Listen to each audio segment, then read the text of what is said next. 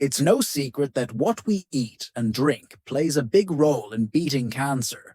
So I spent weeks diving into the latest research to find four of the top beverages scientifically proven to help us fight cancer. I've been working in oncology for over 17 years, and I know that as a cancer survivor, you're bombarded with all kinds of advice on what you should be eating and drinking. I'm sure you've even wondered, should I be fasting, avoiding carbs, going vegan? Everyone seems to have a different opinion, and it's exhausting. As a survivor, you want to find simple, actionable advice you can trust. Things that will actually work without having to change your diet completely. So the four drinks I'll be going over today are simple but powerful. Ones that the top experts agree are very effective at preventing cancer recurrence. I'll also be telling you how to prepare them to get the most cancer-fighting potential out of them. First up, let's talk about tea, specifically green tea and black tea. This is Dr. William Lee. He's a world-renowned expert in cancer research who's shown that we can essentially starve cancer by cutting off its blood supply. Without blood, tumors can't grow, and he says we can do this naturally just by consuming certain foods and drinks that contain certain bioactive compounds. Green tea and black tea both have this ability, but here's the catch. What you put in it can make or break its ability to help you fight cancer. I'll get into this more in a minute, but first off, green tea is especially powerful because it contains something called catechins that can literally stop cancer cells in their tracks. And what's extra great about green tea is that the catechins come straight out of the tea leaves as soon as you brew it, so they're very easily absorbed by your body when you drink it. Catechins are also known to lower inflammation in your body. Cancer cells love inflammation, so one of the best ways to keep cancer from coming back is to eat whole foods that help lower inflammation and avoid foods like sugar and processed foods that create it.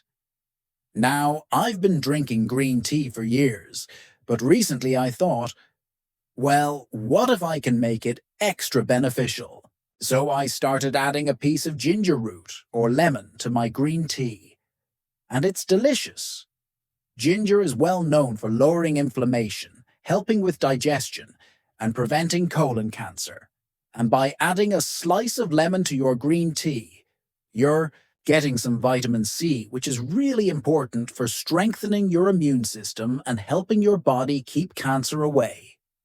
Green tea is always in the spotlight for cancer prevention, but what most people don't know is that black tea also has a lot of cancer-fighting properties. Black tea contains polyphenols that lower inflammation, neutralize free radicals, lower cholesterol, and, according to Dr. Lee, can also reduce the blood supply to tumors. But as I mentioned earlier, what you put in your tea can make or break its ability to help you fight cancer. I know a lot of people love to put sugar in their tea, but sugar is probably the worst culprit for creating inflammation. So if you don't like the taste of tea without sugar, at least try to slowly wean yourself off it by adding less and less until you get used to the taste without it. It is possible. I've done it myself with both tea and coffee. The second thing you don't want to add to your tea is cow's milk. Nut milks are fine, but cow's milk or cream contains fat. Basically, the fat molecules form bubbles around the bioactive VIG, compounds like the catechins and the polyphenols. So your body won't absorb them as well, and you'll actually miss out on most of the health benefits. But nut milks, like almond or cashew milk, even though they do contain some fat, don't have the same fatty reaction as cow's milk does, so they don't interfere with the amount of nutrients you absorb. Another alternative is a type of tea from Asia called milk oolong. It's actually just pure tea leaves, but when you brew it, It tastes like it has milk in it. It's really interesting and really good. Okay, cancer fighting. Drink number 2 is something you may even drink every morning: coffee. Coffee has a ton of health benefits. Aside from helping you face the day, it can lower your risk of type 2 diabetes, depression, and cancer. But again, unfortunately, it's not all black and white. It really depends on the quality and what you put in it. A massive 9-year study was done on over 170,000 people in their 50s who drank 2 to 3 cups of coffee a day, and it showed they had a 30% lower risk of death from all diseases than non-coffee drinkers. So what's in coffee that makes it so beneficial for cancer survivors specifically? Well, it has a natural chemical called chlorogenic acid that does a lot of things. It improves blood flow in your body and stimulates stem cells. It improves your gut microbiome, which lowers inflammation and strengthens your immune system. And it contains antioxidants. Almost sounds too good to be true, right? But not all coffee is created equal. If you're serious about getting all the cancer-fighting benefits from coffee, organic coffee beans can have up to 3 times more chlorogenic acid than non-organic beans. Plus, they don't come with harmful pesticides. The way you brew your coffee matters too. French press, pour over, or cold brew are the best methods for preserving the healthy compounds. Now, in terms of what to put in your coffee, skip the sugars and creamers. Instead, try adding nut milks and cinnamon, which is anti-inflammatory, or pure cocoa powder for extra antioxidants. These small changes can make a big difference.